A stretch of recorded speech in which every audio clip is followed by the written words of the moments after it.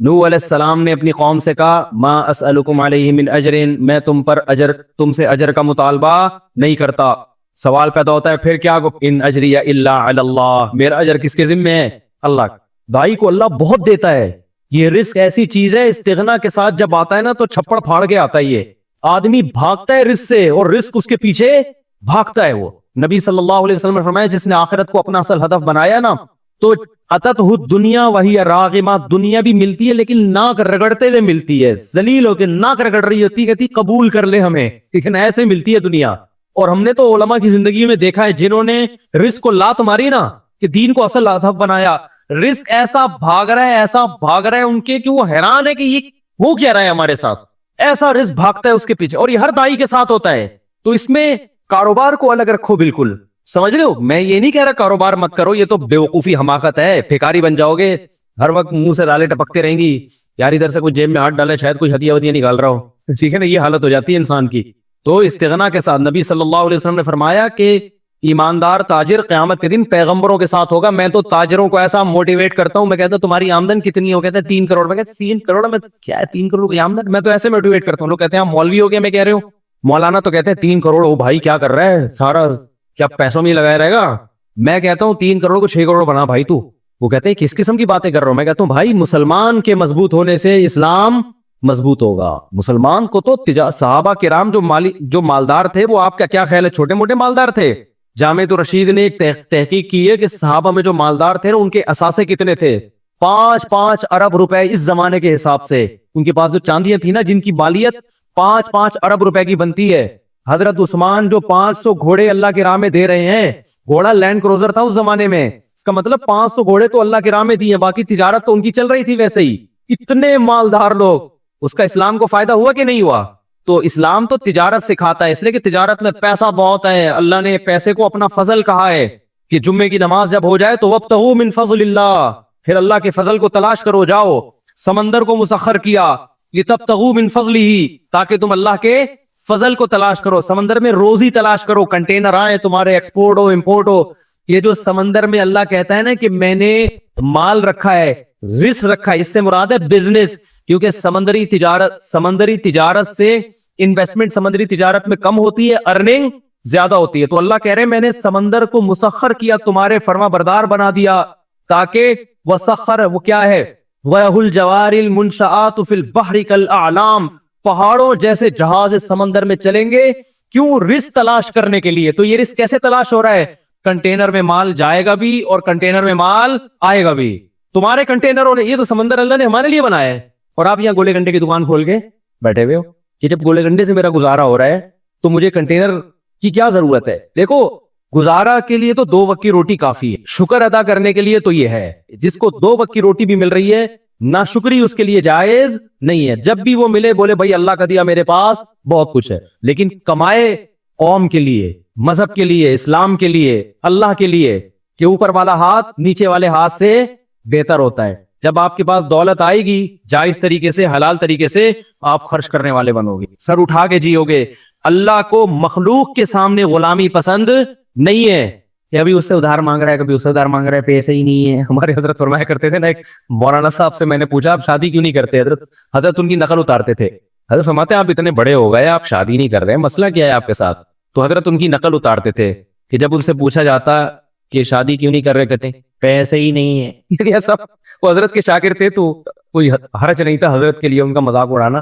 تو حضرت کو بڑا غصہ آیا کہ ایسا اسٹائل کیوں بنا رہے ہو، پیسے ہی نہیں ہے، یعنی یہ ناشکری والا اسٹائل ہے نا، یہ کیا کریں پیسے ہی نہیں. تو حضرت کو بہت غصہ آتا تھا ان کے اوپر، نہیں یہ اسٹائل کیوں ہے؟ اسٹائل یہ ہونا چاہیے بھائی اللہ کا دیا بہت کچھ ہے. سوال جب اتنا کچھ ہے تو شادی کیوں نہیں کر رہے؟ بولے بھائی وہ اگلا مہر بہت زیادہ مانگ رہا ہے، آج کل لڑکیوں کے خرچے بہت ہیں، تو اللہ کا دیا تو بہت کچھ ہے، لیکن ان کمبختوں کی ہوس کو لگام کون دے؟ یوں کر لو اللہ پہ نہیں، پیسے ہی نہیں ہے مطلب اللہ نے مجھے دیا ہی نہیں ہے. تو بولو پیسہ بہت ہے بھائی، اللہ کا دیا بہت کچھ ہے، حالانکہ کچھ بھی نہ ہو پھر بھی بولو بہت کچھ ہے، اس لیے کہ واقعی بہت کچھ ہے. جہاں آپ کو 2 وقت کی روٹی مل رہی ہے نا، آنکھوں میں بینائی ہے، سننے کی سماعت ہے، بہت کچھ اللہ نے آپ کو دے دیا. اب رونے دھونے کی اجازت نہیں ہے. تو اب آپ کماؤ، زیادہ کماؤ، قوم کے لیے کماؤ. آپ مدرسوں میں خرچ کرو گے، بیوہ عورتوں پہ خرچ کرو گے، یتیموں کی، ایک یتیم کی کفالت نبی نے کیا فرمایا کہ جس نے یتیم کی کفالت کی جنت میں میرے ساتھ ایسے ہوگا. ذهب اہل الدثور بالاجور، صحابہ نبی کے پاس آئے، یا رسول اللہ مالدار لوگ تو اجر میں بڑھ گئے، جتنی نمازیں ہم پڑھتے ہیں وہ بھی پڑھتے ہیں، لیکن صدقات و خیرات تو وہ ہم سے زیادہ کر رہے ہیں۔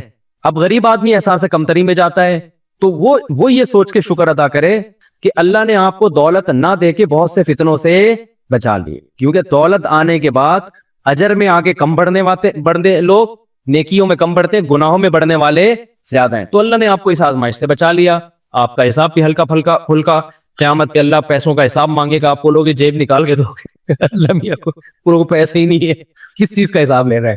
اللہ صبح ایک انڈا بمشکل کھا لیا کرتے تھے، وہ بھی بیگم کی صلواتیں سن کے، تو وہ ویسے ہی گناہ اس کے غریب کے معاف ہو چکے ہوں گے، بیگم نے اتنی سنائی ہوگی، اس کا سر گنجا کر دیا ہوگا، کم بات جب دھیلا نہیں ہے تو مجھ سے شادی کیوں کی تھی؟ تو وہ غریب تو ویسے ہی لپٹایا کہاں جائے گا جنت میں۔ تو مالدار کی آزمائش زیادہ ہے، تو جو آزمائش اللہ کی طرف سے ہو وہ تو ٹھیک ہے، اپنی حماقتوں سے جو آزمائش ہوتی ہے پھر وہ صحیح نہیں ہوتی۔ تو آپ اپنی حماقتوں سے اگر غریب بنے ہوئے ہو تو یہ اللہ کی طرف سے آزمائش نہیں ہے، بلکہ کس کی طرف سے ہے؟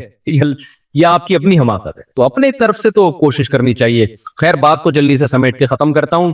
تو اللہ نے کیا فرمایا کہ تم اکیلے میں غور کرو، تمہارے ساتھی محمد صلی اللہ علیہ وسلم کے دل میں نہ تو لالچ ہے اور نہ ان کو جنون ہے، یہ ان کے برحق ہونے کی علامت ہے۔ قوم سے ٹکر لے رہے ہیں، مارے کھا رہے ہیں، پتھر سر سے خون نکلتا ہے تو جوتوں میں جمع ہو جاتا ہے، رشتہ دار سب الگ ہو گئے، چچا آپ کہہ رہے ہیں کہ مجھ پہ اتنا بوجھ مت ڈالو کہ میں برداشت نہ کر سکوں۔ تو یہ بہت بڑی دلیل ہے آپ صلی اللہ علیہ وسلم کے برحق ہونے کی۔ تو قرآن کہہ رہے ہیں تسألہم اجرا، اے نبی کیا آپ نے ان سے پیسے مانگے ہیں کہ جو مجھ پر ایمان لائے گا تو مجھے زکاتیں لا کے دیا کرے، مجھے ہدیے لا کے دیا کرے، مجھے اتنے پیسے ہر مہینے دیا کرے، اور جس کی وجہ سے یہ بوجھل ہو گئے ہوں؟ ایسا بھی نہیں ہے۔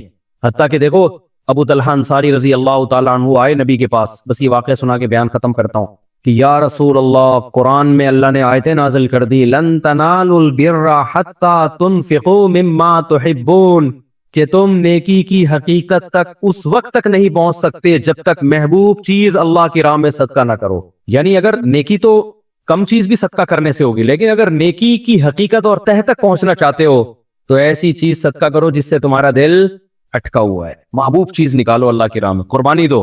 دیکھو جس کو دنیا میں جب ایک دوسرے سے محبت ہوتی ہے نا تو لوگ آپ سے آپ کی پسندیدہ چیز مانگ لیتے ہیں۔ سیٹنگ میں تو یہ بہت ہوتا ہے، لڑکے بتاتے ہیں میری اپنی کوئی سیٹنگ نہیں ہے الحمدللہ، کہ سیٹنگ میں یہ بہت ہوتا ہے کہ وہ محبوبہ نے یہ مانگ لیا، اپنی کوئی خاص چیز مانگ لی کہ بھئی یہ گھڑی ہے یا یہ موبائل ہے، وہ آپ آزمائش میں آ گئے، اب آپ کو محبت تھی، آپ نے کہا کوئی بات نہیں آئی فون تمہارا ہوا، وہ جوش میں آ جاتی ہے، بھئی یہ ہے محبت۔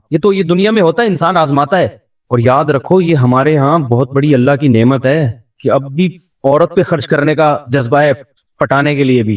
گوروں میں یہ بھی ختم، گوروں میں عورت کا یہ حق بھی ختم ہو گیا کہ انگریز عورت کو پٹانے کے لیے اس پہ خرچ نہیں کرتا، دونوں ایک دوسرے کو اپنے خرچے پہ پٹا رہے ہوتے ہیں یعنی گرل فرینڈ بھی بوائے فرینڈ کا خرچہ اٹھا رہی ہوتی ہے آدھا آدھا، کم بخت کی سیٹنگ چل رہی ہے گرل فرینڈ سے، برگر بھی وہ اپنے خرچے پہ کھائے گی بیٹھ کے۔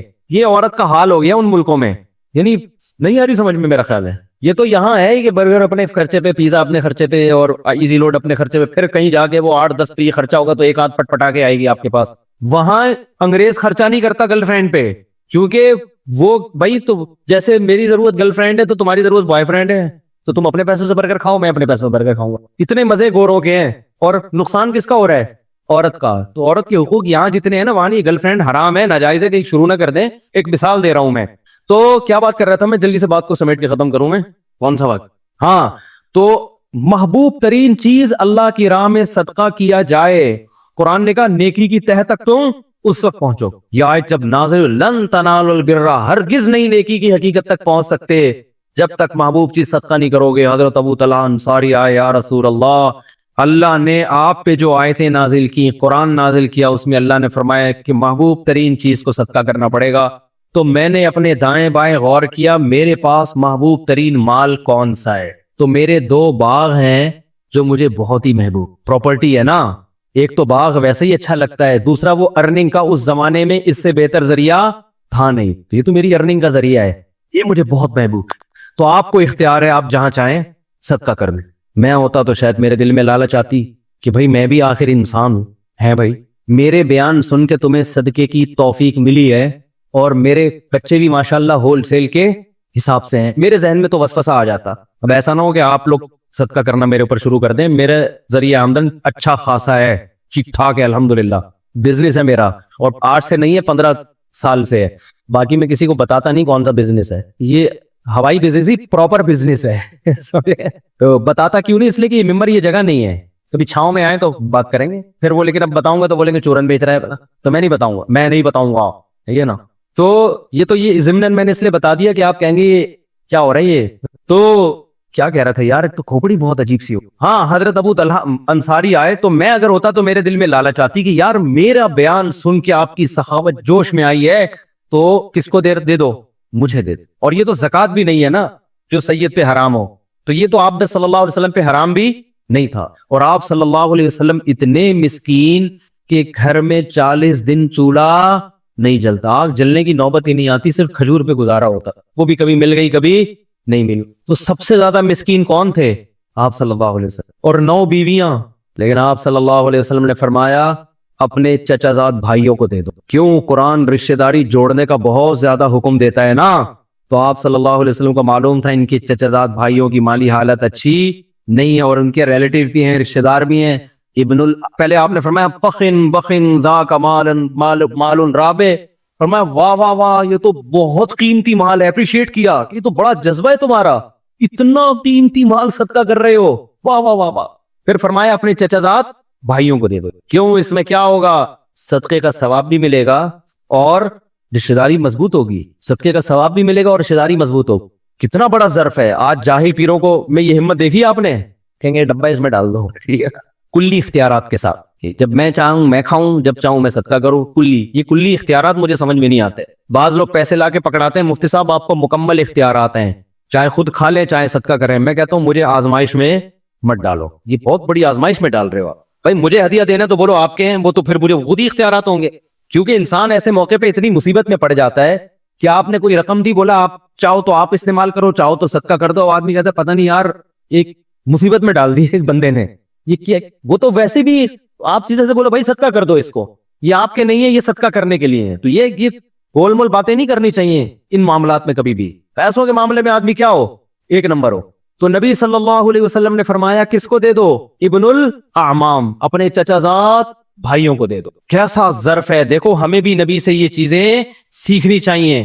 آپ جب بہن بھائیوں کو صدقے کی ترغیب دے رہے ہو, رشت کوئی بھی گھر کا بڑا ہوتا ہے بچوں کو ترغیب دے رہا ہوتا ہے, تو اپنے فضائل نہ سنانے شروع کر دیا کرو, ٹھیک ہے نا. اس سے بچے سمجھیں گے ابا کے حقوق ابا کے علاوہ کوئی اور بتائے ان کو, پھر مزہ آئے گا. اب گھر میں والدین نے اپنے بچوں کو اپنے حقوق بتا, دیکھو ابا کا یہ حقوق, ٹھیک ہے صحیح ہے یہ بھی, لیکن اس سے بچے پہ اثر نہیں پڑتا. بچے کو ابا کے حقوق کوئی اور بتائے گا تو بچے, ماں بتائے بچے کو باپ کے حقوق کیا ہوتے ہیں, اور باپ بتائے کہ ماں کے حقوق کیا ہوتے ہیں, پھر کام ہوگا ہٹو بچوں. ابا اپنے حقوق بتا رہا ہوتا ہے, اماں اپنے والے زیادہ بتانا شروع کر دیتی ہیں.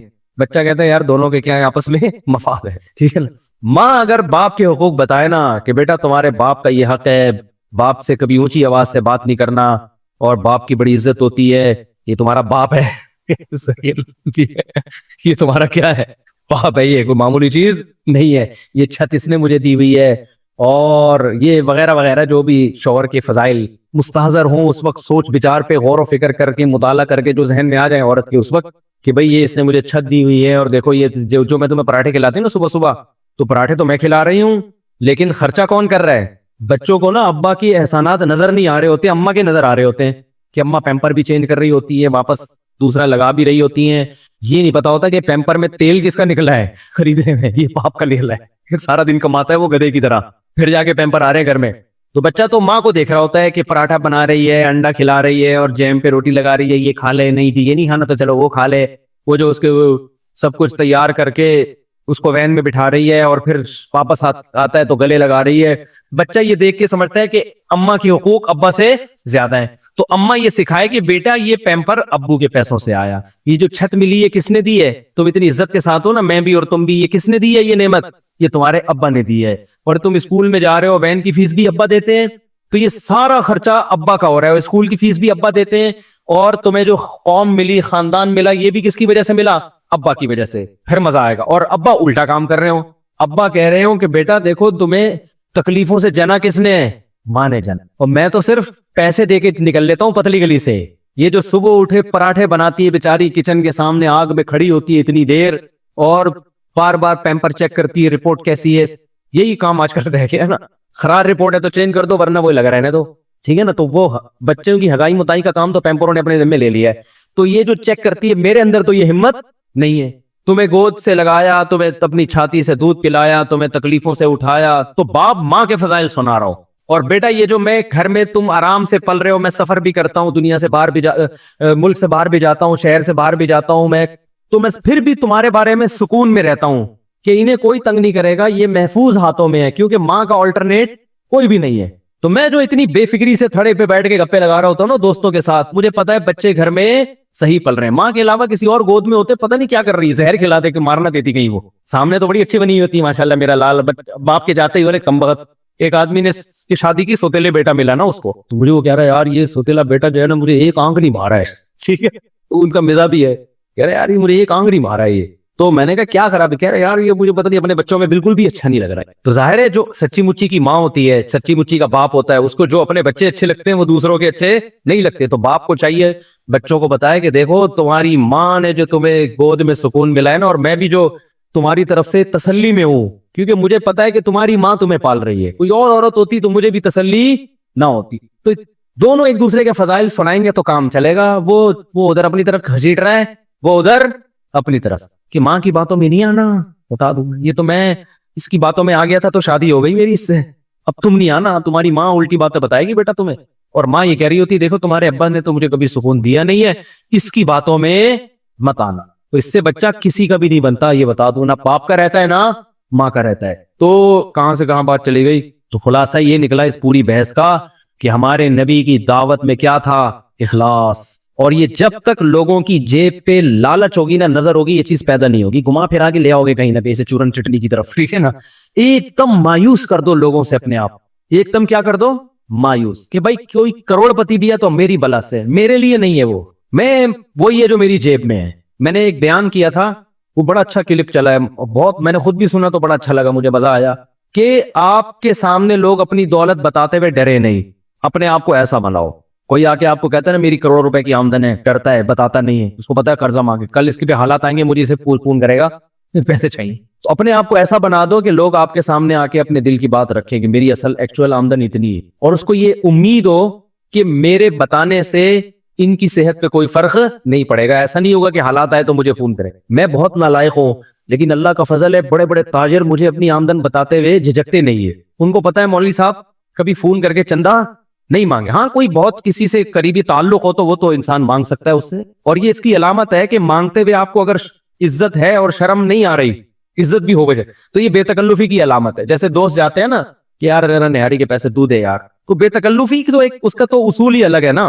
किसी से इतनी गहरी दोस्ती हो, बेतकल्लुफी हो, उससे मांगने में तो कोई हर्ज नहीं है, क्योंकि वो भी मांग लेगा आपसे, आप भी मांग लोगे उससे, या वैसे ही उससे ताल्लुक इतना है और आपको भी पता है मना भी कर देगा। तो वो तो रिलेटिव अपने खास होते हैं, वो इंसान को पता चल जाता है। लेकिन नॉर्मल ऐसा नहीं होना चाहिए। कोई भी आके जितनी भी आमदन है भाई आपकी बना, अपने आप को ऐसा बनाओ, इससे रिस्क थोड़ा देर से मिलेगा लेकिन मिलेगा छप्पड़ फाड़ के। और जो लालच है ना, इधर से निकाल लूं, उधर से ले लूं, उधर से ले लूं, इससे फौरी तौर पे तो कुछ मिल जाता है, लेकिन हमेशा के लिए इंसान महरूम हो जाता है। लोग समझ जाते हैं कि लालची, इससे छुपाओ, भागो, फिर कर्जा मांगो, फोन नहीं उठाओ इसका। समझते हो कि नहीं समझते? खुदा की कसम, सर उठा के इज्जत के साथ जीने में जो मजा है ना, ऐसा खानदानी मजा है जो कबाब पराठों में वो मजा नहीं है। एक वाकया सुना दूं ताकि बयान कंप्लीट हो जाए। हमारे हजरत एक वाकया बहुत सुनाया करते थे, हमें बड़ा अच्छा लगता था ये वाकया। पुराने वक्तों की बात है, जब बादशाही हुकूमत हुआ करती थी, तो हिंदुस्तान से जो है ना कोई शख्स चला गया अरब, किसी अरब कंट्री में, उसको सऊदी अरब नहीं था, अरब अर्ज हिजाज कहा जाता था। अरब लोग बड़े सखी होते हैं। तो ये चला गया बेयारो मददगार, तो वहां किसी शहजादे ने इसका बड़ा इकराम किया कि भाई हिंदुस्तान से आया है, मुसाफिर है, तो बड़ा इकराम किया इसका। इसको बड़ी खुशी यार कि अरब शहजादा मेरा इकराम कर रहा है। तो इसने कहा कि कभी हिंदुस्तान आओ और तुम्हें कुछ जरूरत हो तो मेरे घर पे आना। शहजादे ने कहा मुझे क्या जरूरत, मैं शहजादा आदमी, मैं तो तू फकीर गरीब आदमी है, तो मैंने तेरी मदद कर ली वैसे ही, तो मुझे कोई तुझसे मदद नहीं। वो फकीर था बेचारा, गरीब था ना। तो फिर भी इस फकीर ने कह दिया कि यार हालात का कुछ पता नहीं होता, कभी आना हो तो ये मेरे एड्रेस से आ जाना, तुम शहजादे हो लेकिन जो है कभी कभी जरूरत पड़ जाए। अल्लाह की कुदरत की बगावत हुई, उस हुकूमत का खात्मा, और जाहिर है फिर तो शहजादे कत्ल होते हैं। तो ये भागा, अब वो अरब की जमीन छोड़ के भागा, تو اس کو خیال آیا کہ میرا ایک ہندوستان میں دوست تھا، تو اس نے یہ مجھے ایڈریس دیا تھا. اچھا اس شہزادے نے اس کو کہا تھا کہ ہم شہزادے لوگ ہیں، ہم کسی کے سامنے ہاتھ نہیں پھیلاتے، ہمارا اسٹائل ہی یہی ہے. شہزادے ہم شہزادے لوگ ہیں، ہاتھ نہیں پھیلاتے ہم کسی کے سامنے چاہے کتنی ضرورت ہو. اب اس کو پڑ گئی ضرورت، اس نے کہا یار وہ اس نے بڑے واسطے دیے تھے کہ میرے پاس ضرور آنا، بڑی خوشی ہوگی، تو چلو یار چلتے ہیں. یہ سمجھا بے تکلف دوست ہے. جب اس کے در پہ گیا، پہلے تو اس نے پہچاننے سے انکار کر دیا. اس نے بتایا میں وہ شہزادہ ہوں. ویلکم، آئیے آئیے بیٹھیے. کیا کیسے آنا ہوا؟ یار حالات نے تختہ پلٹا اور مجھے ضرورت پڑ گئی، آج میں تمہارے در پہ آ گیا. تو اس ہندوستانی نے فارسی کا ایک شعر پڑھا. اس شعر کا مفہوم یہ ہے کہ حاجت اور ضرورت بڑے بڑے شیروں کو پتہ نہیں گیدڑ بنا دیتی ہے یا لومڑی بنا دیتی ہے. بڑے بڑے شیروں کو کیا کر دیتی ہے؟ گیدڑ یا فقیر بنا دیتی ہے. کچھ ایسا اس نے شعر پڑھا جس میں توہین کا تھوڑا سا عنصر تھا کہ دیکھو تو اتنا بڑا شہزادہ تھا، لیکن ضرورت جب پڑتی ہے نا، بھوک لگتی ہے، تو بڑے بڑے شہزادے بھی کیا بن جاتے ہیں؟ فقیر. یہ بڑا نالائق تھا. اس نے یہ ایسے موقع پہ کہنے کا تھا نہیں شعر، یہ تھا تو خون میں تو شہزادہ تھا نا، بلڈ تو وہی تھا.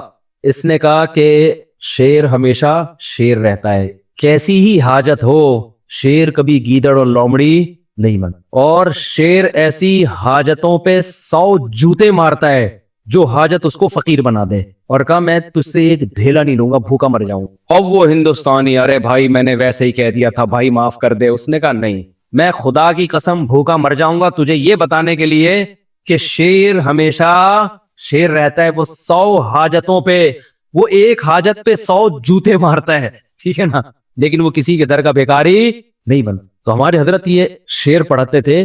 فارسی کا شعر ہے تو نہ ہماری سمجھ میں آتا تھا نہ آپ کی آئے گا، تو اردو میں مفہوم سمجھ میں آتا تھا کہ ہم 100 جوتے مارتے ہیں.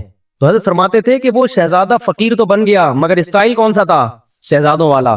تو یہ شہزادہ بننا ہر ایک کے اختیار میں. بات آ رہی ہے سمجھ میں؟ ایک شہزادہ وہ ہوتا ہے جو حکومت ملتی ہے اور بڑا پیسہ مل جاتا ہے، یہ ہر ایک کے اختیار میں نہیں ہے، کوشش ہے بنتا نہیں ہے.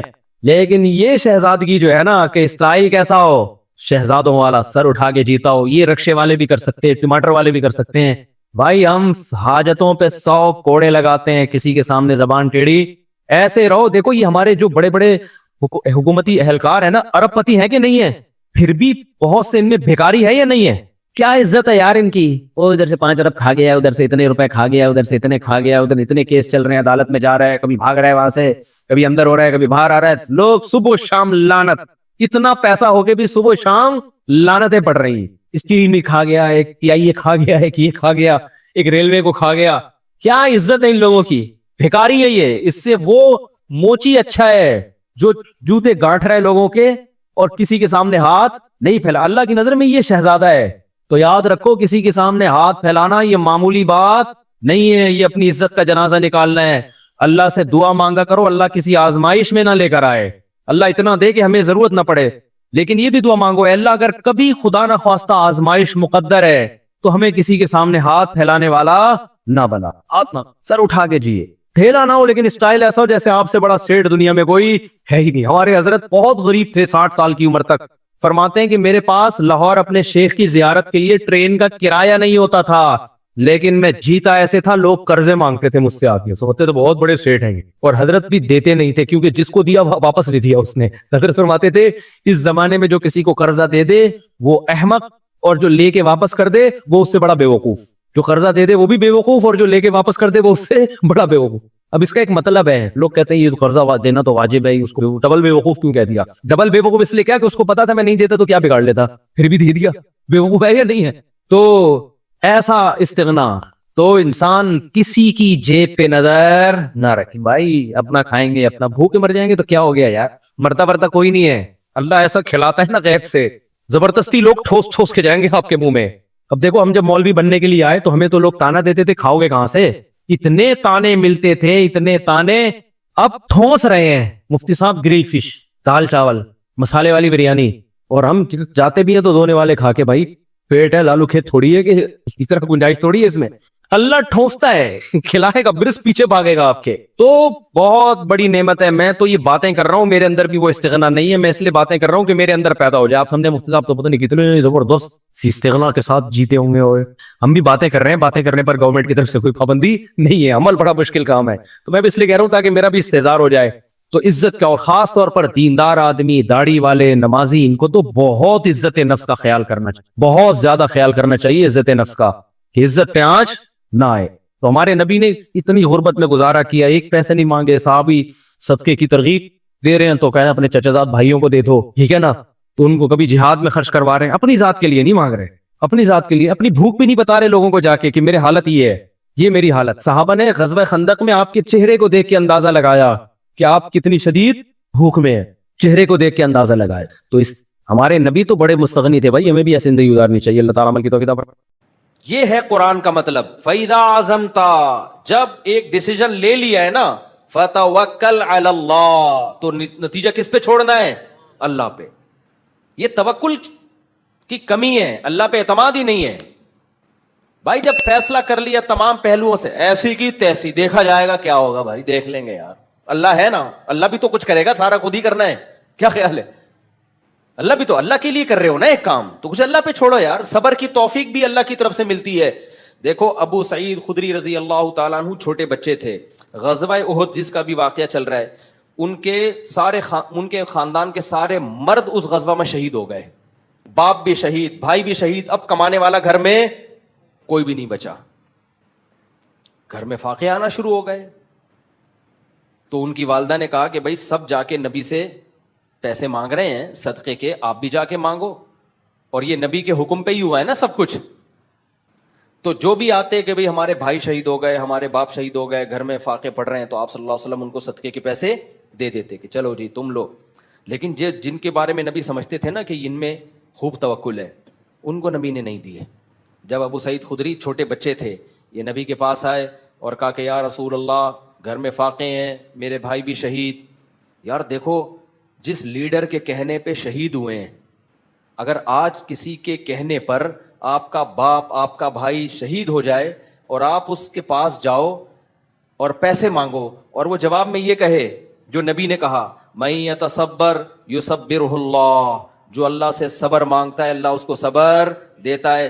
میں یستعفف یعفہ اللہ, جو مخلوق کے سامنے ہاتھ نہیں پھیلانا چاہتا, یعنی میں بھی اللہ کی مخلوق ہوں, جو چاہتا ہے کہ میرے ہاتھ صرف اللہ کے سامنے اٹھیں تو اللہ اس کا خیال کرتا ہے, وہ مخلوق کے سامنے اس کو ہاتھ پھیلانے نہیں دیتا. یہ نہیں کہا کہ مت مانگو, صاف منع نہیں کیا, اشارہ کر دیا کہ ابو سعید تم پہ یہ چیز سوٹ نہیں کرتی, تم تو اونچے خاندان کے ہو, تمہارے اندر توکل ہے.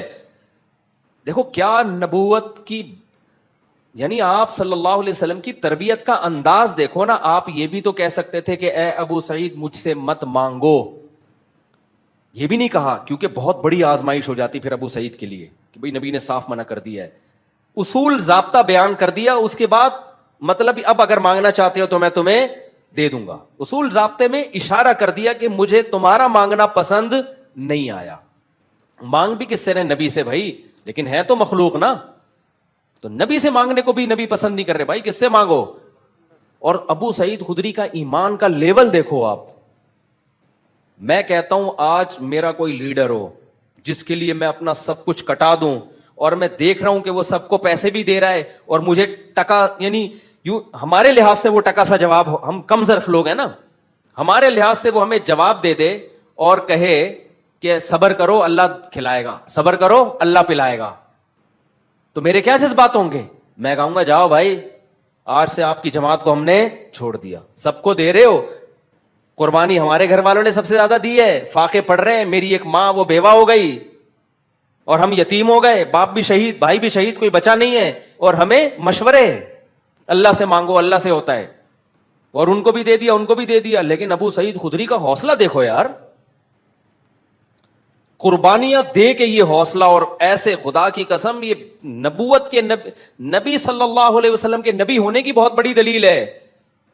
یہ 100% کسی کی نبوت پہ یقین ہوتا ہے نا, تو پھر انسان اس موقع پر نصیحت پر عمل کرتا ہے کہ یہ جو کہہ رہے ہیں اپنی طرف سے نہیں بلکہ اللہ کی طرف سے. اتنی قربانیاں دینے کے بعد آپ مجھے بتاؤ, میں آپ سے قربانیاں دلواؤں اپنے کسی ویژن کا حصہ بنا کے, اور میں لوگوں کو پھر پیسے بھی بانٹ رہا ہوں, آپ میرے پاس آؤ, آپ کو میں صبر کی تلقین کروں, کیا گزرے گی آپ کے دل پہ نا, قیامت گزرے گی. لیکن ابو سعید خدری 10 سال کے تھے غالباً جب وہ آئے, تو نبی نے فرمایا میں استعفف یعفہ اللہ, جو صرف اللہ کے سامنے ہاتھ پھیلانا چاہتا ہے کہ اپنے دامن کو, استعفاف کا مطلب اپنے دامن کو داغدار ہونے سے بچانا. الفاظ بھی دیکھو, پاک دامن کو عفیف کہتے ہیں. پاک دامن کا مطلب کیا؟ بھائی ہاتھ پھیلا لیا تو دامن کیا ہو گیا؟ داغدار. ساری زندگی کے لیے ابے اس دن تو مانگ رہا تھا نا. اتنی بڑی عیب ہے, اتنا بڑا عیب ہے کسی کے سامنے ہاتھ پھیلانا. اور آج ذرا ذرا سی بات پہ پلاٹ خریدنا ہے, پیسے دے دو. بچے کو میں نے امریکہ بھیجنا ہے, ادھر کھانے کو لوگوں کے روٹیاں نہیں ہے, خدا کے بندو. اور تم ہری ہری سوج رہی ہے بچوں کو امریکہ بھیجنے کے لیے بھیک مانگ رہے ہو لوگوں سے یار. میں بتاتا ہوں واقعہ, ادھر ہی مسجد میں ایک صاحب آئے, بچوں کی اسکول کی فیسیں دینی ہے تو پیسے نہیں ہوتے, آپ زکوٰۃ کے کچھ پیسے دے دیں. میں نے کہا میرے پاس تو نہیں ہے, مطلب آپ کو دینے کے لیے نہیں ہے. کہہ رہے میں کیا کروں پھر؟ تو میں نے کہا نہیں پڑھاؤ اسکول میں, اسکول میں نہیں پڑھاؤ. کہہ رہے ہیں بچہ اسکول میں نہیں پڑھے گا تو کیا کرے گا؟ میں نے کہا ٹماٹر بیچے گا. میں نے کہا جو پریکٹیکلی ٹماٹر بیچ رہا ہے, میں نے دینا ہے تو میں اس کو دوں نا. کیا خیال ہے بھائی؟ ابھی تیرا تو امکان ہے کہ پتہ نہیں ٹماٹر بیچے گا بھی کہ نہیں بیچے گا, ہو سکتا ہے کل اللہ اسباب کے دروازے کھول دے. میں نے کہا بھائی کوئی بیماری خطرناک آ گئی ہو, مر رہا ہو بندہ, یا خدا نخواستہ کوئی کھانے پینے کے لالے پڑے ہوئے ہوں تو سمجھ میں آتا ہے, ادروائز یہ نہیں آتا. اور اس طرح جب آپ کسی کو دو گے نا, میں نے دنیا میں دیکھا ہے میرے بھائی, جس نے ایک دفعہ مانگ لیا نا اس کو منگتا ہی بنا رہے گا موت. پھر اللہ کی نظر ایسی ہٹتی ہے, اللہ کہتا ہے بس تو اب مانگ, بھکاری بن کے زندگی گزار, اس کے کبھی ضرورتیں پوری نہیں ہوتی. مر جائے گا کفن بھی ادھار لے کے جائے گا. اگلا کہے گا کم بخت نے جو کفن پہنے نا وسیم کے پیسوں سے ہے, یہ اس کے پیسے بھی ادھار ہیں, ایسا چلے گا وہ. ہاں دوست احباب جن میں آپس میں بے تکلفی ہو, مانگتے ہوئے ذلت محسوس نہیں ہو رہی, ان میں ادھار یہ سب چیزیں بھیک نہیں کہلاتی. یہ چیزیں بھیک بے تکلفی ہوتی ہے نا. جیسے آپ ہوٹل میں گئے, جیب میں پیسے نہیں ہے, بھائی یار تو دے دے یار, کل میں دے دوں, یہ چیزیں بھیک میں نہیں آتی ہیں. بھیک کا مطلب ہے آپ کو خود محسوس ہو رہا ہوتا ہے کہ میں کسی کے احسان کے نیچے دب رہا ہوں, احسان کے نیچے دب رہا ہوں. ہاں آپ مالدار ہیں, آپ کو پتا ہے ابھی میری سیلری نہیں آئی, اگلے مہینے آ جائے گی, تو اپنے ہی جیسے کسی مالدار سے کہہ دینا یار تھوڑا پیسے دے دوں گا. اپنے دوست جس سے بے تکلفی ہو, وہ تو چلتا ہے سوسائٹی میں نا. یہاں بھی علماء نے لکھا ہے کہ اگر کسی مالدار کو وقتی طور پہ پیسوں کی ضرورت ہے نا تو غریب سے مانگے. وہ یہ علماء نے ایک تکبر ختم کرنے کا نسخہ لکھا ہے. وہ کس سے مانگے؟ اس کو پتا ہے میں پیسے تو دے دوں گا, میری سیلری آتی ہے ہر مہینے, میرے لیے فار ایگزامپل 50,000 ہے, یہ دینا کوئی مشکل کام نہیں ہے. تو غریب سے مانگنے میں کیا ہوگا, اس غریب کی عزت آپ کی نظر میں بڑھ جائے گی. وہ غریب کا دل بھی باغ باغ ہو جائے گا, یار سیٹھ صاحب میرے سے کیا مانگ رہے ہیں. اور وہ غریب دے گا بھی خوشی خوشی. اس کو پتا ہے پیسے کہیں جانے والے ہیں ہی نہیں, اس کے لیے 50,000, اس کے پان گٹکوں کا خرچہ ہے 50,000. تو علماء نے لکھے, ہم نے مدرسوں میں دیکھتے تھے کہ ہمارے مدرسوں میں کچھ مالدار طلبہ تھے, بڑے مستغنی, ان کو کبھی ضرورت ہوتی غریب طلبہ سے مانگ رہے ہوتے تھے. تو وہ غریب خوش خوش کے نا اپنی جیب خرچی بچا بچا کے کہہ رہا اچھا یار ہم سے لو, یہ ہمارا کیا بنے گا ریلیشن. تو لیکن غریب کو چاہیے ایسا نہ ہو کوئی بھی سوٹ ٹائی میں آ کے پیسہ مانگے, آپ میرے بیان کی وجہ سے اس کو دے دو. کوئی بھروسہ نہیں ہے یہ اپنی ہو یا کسی سے ادھار لی بھی ہے اس نے, پتا ہو کہ واقعی کیا ہے یہ مالدار آدمی, اس کے لیے 40-50,000 1,00,000 کی کوئی ویلیو ہے نہیں. باپ اور بھائی سے مانگنا, باپ اور بھائی سے مانگنا, بھائی وہ باپ سے بے تکلفی اور بھائی سے اگر بے تکلفی ہے تو پھر ایک جیسے بے تکلفی والے معاملات, باپ تو باپ ہے نا, وہ تو ساری زندگی مانگتا ہی رہتا ہے انسان, اس سے مانگنے میں کوئی حرج نہیں ہے. لیکن اس کو اتھارٹی دو کہ چاہے تو پیسے دے چاہے تو تھپڑ دے, اس کی مرضی ہے. تو باپ سے مانگنے میں کوئی حرج نہیں ہے. یہ تو بے تک ماں ہے. ہمارے حضرت فرمایا کرتے تھے احسان پتہ ہے کس کا لینا ہے, باپ کا, ماں کا, اپنے کوئی پیر و مرشد ہو, مینٹور ہو آپ کا کوئی جس سے آپ ہدایت لیتے ہو, اور استاذ کا. یہ 4 افراد کے سوا کسی کے احسان کے نیچے نہیں آنا. وجہ اس کی ہے کہ ان کو اللہ نے محسن ویسے ہی بنا دیا ہے. ان کے سامنے فنٹر گیری, اچھا ہو گیا آپ نے سوال پوچھ لیا, ان کے سامنے تکبر نہیں کرنا ہے. ابا آپ کو پیسے دے رہے ہیں, لے بیٹا. ابا انسان وہی اچھا ہوتا ہے جو صرف کس کے سامنے ہاتھ پھیلائے, اللہ کے. باپ کہے گا کمبخت 25 سال کا ہو گیا, میرے ٹکڑوں پہ ہی پلا ہے تو, 1 روپے بھی تو نے اپنی جیب سے تعلیم میری, پراٹھے صبح میرے پیسوں سے کھاتا ہے, گیس بجلی کا, اور آج میں تجھے کہہ رہا ہوں یہ لے بائک خرید لے, کہہ رہا ہے ابا مفتی صاحب نے بیان میں کہا ہے کہ جو مخلوق کا محتاج ہوتا ہے نا, ساری زندگی اللہ اس کو مخلوق کے در کا محتاج بنا دیتے ہیں. تو ابا سے ایسا کہو گے نا تو پھر ابا کی طرف سے کیا آنا چاہیے؟ چپیڑ. تو باپ ہو گئی ماں, ماں سے تو ہم تو اتنا مانگتے تھے اپنی اماں سے, بھائی ہمارے ابا جب چپیڑ لگاتے تو اماں کے پاس چلے جاتے تھے. تو اماں ابا کا معاملہ اور ہے, لیکن اتنا نہ مانگو کہ وہ ان کو پتلون بیچنی پڑے اپنی بازار میں جا کے. بعض اولاد تنگ کرتی ہے نا. تو اچھا سوال پوچھ لیا آپ نے. تو جن سے جو بڑے رشتے ہوتے ہیں نا, باپ ماں, یہ تو ویسے ہی محسن ہیں. ان سے اگر آپ پان گٹکے کے پیسے نہیں لوگے تو کوئی ان پر احسان نہیں ہوگا, انہوں نے اس سے زیادہ بہت زیادہ آپ پہ خرچ کر دیا ہوتا ہے, تو وہ الگ معاملہ ہے. بڑا بھائی بھی اس میں داخل ہے. اب بڑے بھائی سے ریلیشن کس نوعیت کا ہے, یہ ہر جگہ ایسا بے تکلفی نہیں ہوتی نا. بڑے بھائی سے اگر ریلیشن اچھا ہے, بعض بڑے بھائی تو خوش ہوتے ہیں چھوٹا مانگے, وہ تو خوش ہوتے ہیں کہ یار ہمیں باپ سمجھ رہا ہے, ہمیں جو ہے نا ویلیو دے رہا ہے. تو یہ اچھا سوال پوچھ لیا آپ نے. تو بڑے اپنے وہ ایک الگ بات ہے, سمجھتے ہو کہ نہیں سمجھتے, باقی کسی کا احسان نہیں لینا. تو جلدی سے بات کو سمیٹ کے ختم کرتا ہوں میں. تو کوائف کیا کرنے؟ پورے کرنے کسی بھی چیز کے جو اللہ نے بتائے. تو پازیٹیو نیگیٹو تمام پہلوؤں پہ غور کرنے کے بعد جب آپ ایک رزلٹ پہ پہنچے تو قرآن کیا کہتا ہے؟ پھر کانفیڈنٹلی وہ کام کرنا ہے, کپ کپاتی ٹانگوں کے ساتھ نہیں کرنا. خود سے کانپ رہی ہو تو ایک الگ بات ہے, دوسری میں بعض دفعہ وہ چاہ نہیں روتے کہ کانپیں, لیکن وہ کانپیں خود بخود ٹانگ رہی ہوتی ہیں. ایسے بھی ہوتے ہیں وہ کانفیڈنٹلی کر رہے ہوتے ہیں, لیکن دولہا مجھے لگ رہا ہوتا ہے گھبرا رہا ہے, لیکن وہ کہتا ہے ایسی کی تیسی, کہہ تو رہا ہوتا ہے, باقی ایسے لوگوں بھی اللہ ہمت دے دیتے ہیں. تو اب توکل کا مطلب کیا ہے؟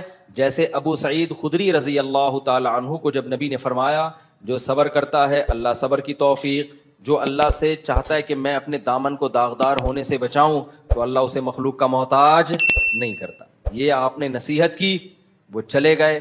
کہتے ہیں پوری زندگی ابو سعید خدری رضی اللہ عنہ نے کسی کے سامنے ہاتھ نہیں پھیلایا, اور ایسی زندگی گزاری, اللہ نے بہت دولت دی, پھر آپ کو بہت دولت سے نوازا آپ کو. یہاں تک کہ جب موت کا وقت تھا نا تو نبی صلی اللہ علیہ وسلم عیادت کے لیے گئے, زندگی جہاد میں گزری ان کی. انہوں نے کہا یا رسول اللہ میرے پاس بہت دولت ہے, اب میں دنیا سے جانے والا ہوں, میں چاہتا ہوں ساری دولت صدقہ کر دوں. کتنی دولت تھی؟ آپ نے فرمایا نا, فتح مکہ کے بعد کا واقعہ ہے, سعد ابن ابی وقاص کا واقعہ ہے یہ. فرمایا نہیں, اپنے وارثوں کے لیے بھی چھوڑ کے جاؤ. فرمایا کہ یا رسول اللہ پھر میں چاہتا ہوں 2/3 صدقہ کر دوں, 1/3 وارثوں کے لیے. فرمایا نہیں, اور زیادہ چھوڑو. پھر انہوں نے کہا ٹھیک ہے 2/3 وارثوں کے لیے, 1/3 صدقہ. پھر آپ نے فرمایا ٹھیک ہے 1/3 صدقہ, لیکن 1/3 بھی بہت زیادہ ہے, یعنی وارثوں کی. پھر آپ نے فرمایا تم اپنے وارثوں کو لوگوں کے سامنے ایسے چھوڑو غریب کہ وہ لوگوں کے سامنے ہاتھ پھیلاتے پھریں. دیکھو کیسی زبردست تعلیمات ہے شریعت کی. تو بھائی آپ پہلے اپنے کوائف پورے کریں, اولاد کو اپنے پاؤں پہ کھڑا کرنے کے, اس کو آپ ایک تعلیم اچھی دیں, اگر گنجائش ہے تعلیم اچھی دیں, اس کے لیے وراثت کا بھی انتظام کریں, چھوڑ کے جائیں. تو نبی نے فرمایا تم اپنی اولاد کو لوگوں کے سامنے ایسے چھوڑ کے جاؤ کہ ننگے پاؤں ننگے سر پھریں اور لوگوں کے سامنے بھیک مانگیں. اس سے بہتر نہیں ہے کہ ان کو تم اتنا مال دے کے جاؤ کہ استغنا کے ساتھ زندگی گزاریں. تو یہاں چونکہ جائز سبب ہے تو جائز سبب اختیار کیا جائے گا, وہاں سبب اختیار کیے بغیر اللہ پہ توکل کرنا یہ شریعت کی تعلیمات نہیں ہے. سمجھ میں نہیں آ رہی, میرا خیال ہے یار, خوبصورت تعلیمات ہیں اسلام کی. لیکن پھر آپ نے کیا فرمایا؟ فرمایا تم یہ جو سمجھ رہے ہو نا بھی میں مرنے والا ہوں اور ابھی وراثت, تو اصول تو بتا دیا کہ 1/3 بھی بہت زیادہ ہے, لیکن چلو تم چاہتے ہو 1/3 صدقہ کر دو تو ٹھیک ہے. 2/3 تبھی علماء نے لکھا ہے کہ اگر صدقہ کرنا ہو نا مرنے کے بعد تو 1/3 سے کم کرنا چاہیے, کیونکہ نبی نے 1/3 کو بھی بہت قرار دیا ہے. پھر آپ نے فرمایا لیکن مجھے ایسا لگتا ہے, یعنی آپ نے فرمایا کہ لعل اللہ ینتفع بک قوم ویضر بک آخرون, اللہ سے مجھے امید ہے ابھی اللہ تمہارے ذریعے بہت سے لوگوں کو فائدہ دے گا اور بہت سو کو بہت نقصان پہنچائے گا تمہارے ذریعے. کیا مطلب؟ تم مرو گے نہیں, ابھی تمہیں اور زندگی ملے گی, شفا ملے گی, اس کے بعد تم میدان جہاد میں لڑو گے جس سے مسلمانوں کو فائدہ ہوگا اور اسلام دشمنوں کو نقصان. ابھی اللہ نے تمہیں بہت سے لوگوں کو مارنے کے لیے رکھا ہوا ہے اور بہت سے لوگوں کو بچانے کے لیے رکھا. پھر وہی ہوا وہ ٹھیک ہو گئے, حالانکہ وہ نا امید ہو گئے تھے اپنی زندگی سے. تو علماء نے اس حدیث کو بھی نبی کے معجزات میں شمار کیا ہے کہ کوئی امید نہیں تھی بچنے کی, وہ تو وصیتیں کر رہے تھے, اور نبی نے فرمایا کہ اللہ سے امید ہے ابھی تمہیں زندگی ملے گی. تو استغنا کا یہ فائدہ ہوا, سمجھ رہے ہو؟ تو اس لیے توکل کا مطلب کیا ہے بھائی, اللہ پہ اعتماد کرو گے تو اپنے آپ کو اللہ کے حوالے کر دو گے, جو ہوگا دیکھا جائے گا. ہم کوئی اکیلے تھوڑی, ملحد تھوڑی ہے کہ بندر سے انسان بنے, بس اتفاق سے ہو گیا تو سب کچھ اتفاق سے ہوتا رہے گا. اوپر ہمارا رب بیٹھا ہوا ہے, وہ ساری سچویشن کو دیکھ رہا ہے. اس نے شادی کی ہے, اس نے زنا بولو نہیں کیا, سالے اس کو جو کوٹ رہے ہیں یہ اللہ دیکھ رہا ہے, کٹتا ہوا بھی دیکھ رہا ہے, پٹتا ہوا بھی دیکھ رہا ہے, گریبان کھول کے بھاگتا ہوا بھی دیکھ رہا ہے. تو وہ رب تھوڑی بھولے گا, وہ تمہیں حوصلہ دے گا, وہ تمہیں میرے پاس بھیج دے گا, میں تمہارا حوصلہ اور زیادہ. خیر, تو وَمَن يَتَوَكَّلْ عَلَى اللَّهِ فَهُوَ حَسْبُهُ, اللہ کہتے ہیں جو مجھ پر اعتماد کرتا ہے میں کافی. یا تو اللہ مسائل حل کر دیتا ہے, یا مسائل رہتے لیکن صبر دے دے گا, حوصلہ دے دے گا آپ کو. حوصلہ بھی تو اصل چیز تو حوصلہ ہے نا, وہ برداشت کرنا آسان ہو جائے گا آپ کے لیے. تو غزوہ احد میں بھی اللہ نے کیا فرمایا کہ جب اتنے شہید ہو گئے تو منافقین کہنے لگے دیکھو ہماری مان لیتے تو یہ سب کچھ نہ ہوتا. تو قرآن کی یہ دوسری آیت جو میں نے بتائی نا, ایک آیت کہ جب کوئی کام کرو تو تمام قوائف مکمل کرو, اس کے بعد فیصلہ کرو تو توکل کس پہ کرو؟ اللہ پہ. پھر بھی نقصان ہو سکتا ہے, پھر بھی کیا ہو سکتا ہے؟ نقصان. پھر اس نقصان میں کیا کہنا ہے؟ اللہ نے فرمایا یا ایھا الذین آمنوا لا تکونوا کالذین کفروا وقالوا لاخوانہم, اے ایمان والو کافر جب جنگ لڑتا ہے نا اور جنگ میں آ کے ان کو شکست ہو جائے, قتل ہو جائیں, تو پتہ ہے کیا کہتے ہیں؟ اسی طرح جب وہ تجارت کے لیے ملکوں میں سفر کرتے ہیں تو سفر میں حادثہ ہو گیا, جہاز ڈوب گیا, پہلے حادثے بہت ہوا کرتے تھے, اب جا رہے ہیں بزنس کے لیے سمندری سفر میں, جہاز الٹ گیا, ڈوب گیا جہاز, تو وہ کیا کہتے ہیں؟ ان کے پیچھے لوگ روتے پیٹتے ہیں, ہائے اس کاروبار کے لیے نہ جاپان نہ جاتے, نہ زلزلے میں ہلاک. جاپان میں زلزلہ آئے نا, ایک عجیب چیز میں نے وہاں دیکھی ہے. اب جاپانی اکثر دبلے دبلے ہوتے ہیں. میں جب جاپان میں تھا تو بہت خطرناک زلزلہ آیا تھا نا, آپ کو بھی پتا ہوگا. خیر مجھے تو پتہ ہی نہیں چلا زلزلے کا, ہم پل پہ تھے اس وقت, پل تو ویسے ہی ہل رہا ہوتا ہے, لیکن واپس آئے تو پتہ چلا پورا یوں ہل رہا تھا. تو میں نے اپنے میزبان سے, ہمارے جو ارشاد بھائی, ان سے پوچھا, میں نے کہا یار یہ تو بڑا خطرناک ہے. وہ ہر ہفتے ایک دو جھٹکے آ جاتے ہیں. انہوں نے کہا کہ ہر ہفتے ایک دو ہل جاتے ہیں تھوڑے سے, تو ہمارے لیے نارمل ہے. تو میں نے کہا بھائی اگر اوپر والے پورشن میں چھت گر گئی, 2 پورشن تھے نا ان کے گھر کے, چھت گر گئی خدا نہ خواستہ, بندہ تو مرے گا. انہوں نے کہا یہ پہلے سے انتظام ہے, ہمارے ہاں چھت بہت ہلکی ہوتی ہے, گتے کی چھت نہیں جسے کہتے ہیں, مضبوط ہوتا ہے, اس پہ ایک اپارٹمنٹ پورا بن جاتا ہے, لیکن وہ اس چھت کا ویٹ نہیں ہوتا. میں نے کہا بھائی چھت کا ویٹ تو نہیں ہے, لیکن اوپر آپ جیسا کوئی بندہ بیٹھا ہوا ہو اس کا تو ویٹ ہوگا نا. نہیں آئی میرا خیال ہے بات. کہہ رہے ہیں یار یہ تو ہم نے کبھی سوچا ہی نہیں. میں نے کہا مجھے یہ ڈر لگ رہا ہے آپ کے گھر میں اب رات کو سوتے ہوئے, وہ اوپر جا کے سوتے تھے نا اوپر والے ارشاد بھائی, اور بھاری بھی ہیں ماشاءاللہ, جسم بھی ان کا بھاری. میں نے کہا ارشاد بھائی مجھے جاپانیوں نے یہ تو پورا انتظام کر لیا کہ چھت ہلکی بنا دی, چھت گرے گی ہمیں کچھ نہیں ہوگا, لیکن آپ اگر گر گئے تو ایک اور زلزلہ آئے گا. پھر صرف یہ نہیں کہ بندہ نہیں مرے گا. تو میں نے پھر ان سے کہا, میں نے کہا دیکھیں جاپانیوں نے نا جاپانیوں کے ویٹ کے حساب سے زلزلہ کا حساب کتاب کیا ہے, اس کو پاکستانیوں کا ویٹ معلوم نہیں ہے. تو آپ جاپان کے سائنسدانوں کو جا کے بتائیں, یا یہاں کے ماہرین زلزلیات کو جا کے بتائیں کہ بھائی اب تھوڑا سا کوئی اور ٹیکنالوجی لے کر آؤ, یا تو اوپر والے اپارٹمنٹ بنانا چھوڑ دو, کیونکہ اوپر بندہ گرے گا تو اس کی ایسی کی, بندے کو کچھ نہیں ہوگا, وہ جس پہ گرے گا نا اس کی ایسی کی تیسی ہو جائے گی. یہ بات پتہ نہیں کہاں سے آ گئی.